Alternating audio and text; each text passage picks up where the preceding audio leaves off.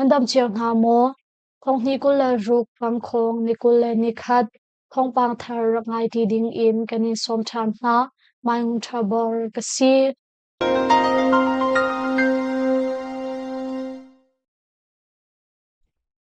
Falam kopi le sumthrang khoponga SSPC ni vanlong in boman thak chiangram falam kopi chung van kau tlang le sumthrang khopong kam a SSPC ral kap ni raltung nak vanlong in January ni thlei riat le January ni thlei kwa zan a pangzanga bomtal in bomboili an thak tia thai si falam kopi chung boman thak na hun hi a hlan I SSPC ral kapol an umnak falam kopi chung LIB zani somruk riat lu na kutka pongkam a asi I rural nak a umle umlau thai siri lau sumthrang khopong boman thlakna kong he petlai in zaswimia lam pakwale thaini a SSPC ral kap ni raldok nak vanlong in voi khatle zaswimia lam pakwale thaili a voi thum boman thlak than when chora tuk nak vanlong ni akan helcho ma liao asi kadaw nak chu aumri lau on ma lei kan him tia ral mai thongla nak shampi pakhat ni lungmali phosa achim January ni thairiata khan sumshrang khopong kam a chingshriam tlai pukom na le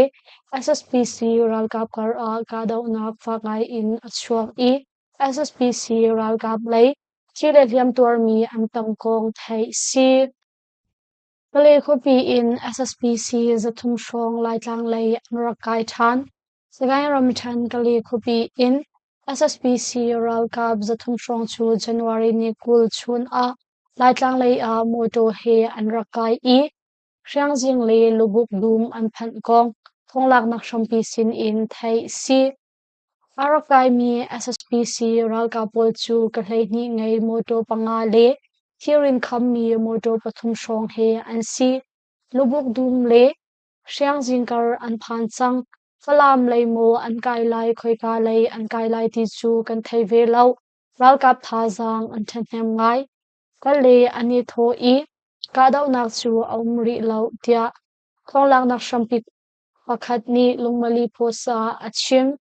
Falam kopi lak chanding a arakai mi SSPC ral kapol chu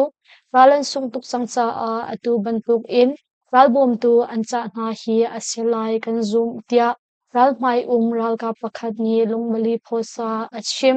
amhasa arakai mi SSPC ral kapol chu chingsham tlai pukop na ni an kham na cha a sumshrang le khwangli pong kamlong an phan khori I atam deuh chu ral tu kho an city lau tia thai si January ni hlei kwa thok in chinlung khopi chung a ngun khwai an lak chang Chin National Front Chin National Army CNF CNA hunpi chinlung khopi chung a lamun khwai lak sham January ni hlei kwa in an thok kong khwaltlong mi na sin in thai si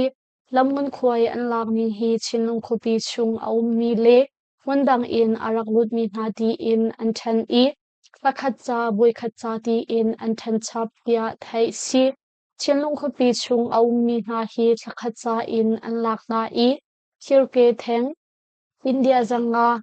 JCB zali Excel pathum le Excel pathum nak pam moto zali Excel pani thilphur moto Scat Forland Tractor India zathum minung chit mi moto India zati in lamun khwai lak an salai tia thai si chinlung khopi lei khola thlong mi pakhat ni hi chu an tua ok asikau an ma hun ma zong asipin a mizapi ni nandam nak lei si se rian her hai lei zonga si se kan fu chem na nak asive I lei chu 20 man in an la kok asikau tia karwa tia lungbali phosa achim chun hundang in chinlung khopi araklut mi na hi atha silo in voikhat in an lak thirke theng pakhat a koram thong hi India in somli JCB thongkhat le zanga India in somthum Excel pathum le Excel pathum naktam moto thongkhat le zanga India in somthum Excel pani thilphur moto Scat Forland tractor thongkhat India in fangkul minung chit mi moto me zanga India in fangsha lak an selai tamun khoi akhol tu hani rikhia nak tam anlak na si chun CNF headquarter office asilong man a sakhan zung a zalong te in report to kho asi kong zong thai si Chiramdal in January zarni na tiang a mipisin a afod mi SSPC somriad an thong hikula rukum January zarni na tiang a khan Chiramdal in member ram hunkip in mipisin a afod mi le lekhi tong mi SSPC ral gap somriad an kong people go ni January ni kul a anthan mipisin a afod mi SSPC ral gap somthum ha chu Chiram in pakhat Loren in Paruk, Rakhine in Panhi, Pagu in Pakhat, Magway in Haili, Moon in Pathumle, Sagai in Pathumtha hi and si Lipisin na afon mi somthum chung a minungkul thum hi Ramsham in SSPC Ralga ba Lutaratong mi ha and si tia and lang der Chiram Didim Kopi Balik Sakhan in SSPC Ralga Chungtel Pakhatchu Alwanchia January ni kwa khan PDF zolan sin a font kadaw nak chung I antlai mi SSPC Ralgab chungtal songman na chu magwe ram chan a leiruk le rakhain ramkul a somthum ni na an si tia people goal ni achim Papum pengkom a nilay nga chung kadaw na ga SSPC pasari anthi Kachin ramkul papum pengkom chung a January nilay nga tiang a kapnikar a kadaw na Boysom thum paruk chuak I SSPC ral ka play pasari anthi kong KNU muto pengkom ni anthan Hapum pengkom brigade panga maram chung a aluan cha January ni khat in nilay nga tiang a tol chung sham trai pu le SSPC ral ka kar a kadaw na boysom thum paruk a chuak tia thai si chu kadaw na chan chung a SSPC ral ka pasari anthi I adang pasani liamman tuar chupin a khian ali leizong in zemazat liamma tuar mi an tia thai chi asi hopom pengkom chung khote na zong a SSPC ral kap ni January ni khat in ni thainga tianga khan drone in voi khat raldung nakwan long in voi nga zalekul le somruk shaman in voi li ka daw nak an tua I thol chung mi pakhat ni liamma tuar tia KNU muto pengkom ni an laklar chuban tuk thiam in phapum pengkom chung a thongpi kulanga kum January ni khat in December ni somthum ni khat tiang kum khat chung a current National Liberation Army KNLA brigade pangale SSPC ral kapkar a kadaw nak voi thongkhal zale hlai thum achhuak ya thai si chu kadaw nak chan chung a SSPC ral kap zati somriadli anthi I adang zali songa kwani hliamhan tuar athimi chung a SSPC ral ka braboi pasari anital I hliamha tuar mi chung zong a ralboi pariat anital chupin a SSPC ral ka umnak in hairuk a rok tia thai si Pamau kopi a SNL SSPC ni PDF pathum antlai na I antha na Sagang ramchan bamau kopi lak thanding in kadaw nak ato acho mami Chian Red National Army SNL SSPC ral kapol chu bamau kopi chung hunchiau khat a hunman la I PDF chungtal pathum zong antlai na thu a antha na kong kadaw nak thonglak nak shampi ni anchim Aluan cha January ni Feria ta tol chung shem tlai tangchi punha ni anhum hak mi bamau kopi chung niklak lei Tua singkong le miananda sangchu SNA le SSPC ral kap ni chunglei in boman thak I anhum hak ko than kong tua chungshem tlai pu thonglak nak shampi ni achim chupin a miananda pungki siang in SSPC ral kap ni anka leo a anma arakap tu na PDF chungtal pathum zong SSPC ral kap ni antlai na I antha na dia thai si Pamau kopi chu tua chungsham tlai tangchi punha ni aliam chia September ni kula khan anraklak I SNL SSPC ral ka phukompol chu bamau peng nitlak lei a ankir chu nu nizai mazat arak nu a hongmalin in arak phan ni ralbom na he bamau kopi chu anka than tia bamau ka daw nak thonglak nak ni anchim Chau peng ka daw na ka Lieutenant Pakhatal in SSPC Pasha Shong Anthi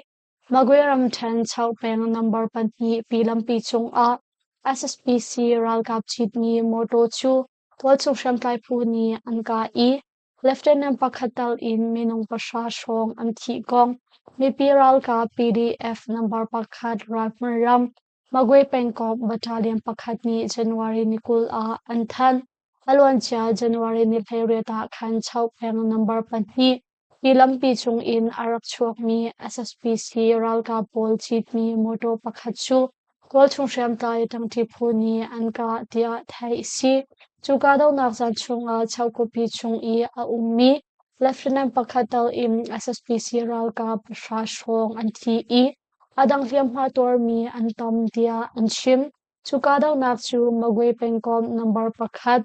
Panhi Battalion Le SR7 Magweram 10 Special Operation Battalion Hani Ankalpi Tia Thai Si Mita Peng Gadaw Naka SSPC Ralka Plenga Anthi Mandalay Ram 10 Mita Peng Mita Palik Sakhan A Thazang Chabding in Achuak Mi SSPC Ralka Polchu Polchung Shamtai Puni Bompuat No in Anka Na I Minung Hlei Nga Anthi Kong Special Check Force nga zone in an shui tu kongin chan ni achim January ni hlai kwa khan veteran tron nak sezung pumhun khwar nak sakhan in mita khopi palik sakhan lei a thazang chapling in motor panga he achuak mi SSPC ral kap thazang zale soma shong chu Special Check Force STF nga zone guerrilla force ni bompot no in ka na ruang a minung hei nga anthi I adang liam matur mi antam tia thai si mita khopi sung a SSPC ral kap le rot chung sham tlai pokar a ka daw nak a fa ruang a SSPC ral kap ni khazang atu in anchap tia thai si Pakistan Rama shopping mall akang I minungkul lakhat anthi adang somruk liam antlaw Pakistan Ram Karachi Kopi chung shopping mall pakhat a maikang nak achuak I minungkul lakhat anthi chupin a adang somruk liam antlaw kong chanchua nak rentuan tu phuni anchim alwan cha January ni thaisari a khan Pakistan Ram Karachi Kopi I a ummi shopping mall pakhat punnak wei a fangai in maikang nak achua ruang a January ni hlei ria zantiang a khan minungkul lakhat anthi I adang somruk leng antlaw tia thai si maikang ruang a minung annung mo anthi ti mi an alkho lo ruang a chungkha hna ni thlamol le sizung hna a kolhol nak antwa shopping mall atang dot chu mei ni akang di chang I achung indot pathum nak tiang maya kang tia chanchua nak rentuan tu phuni anchim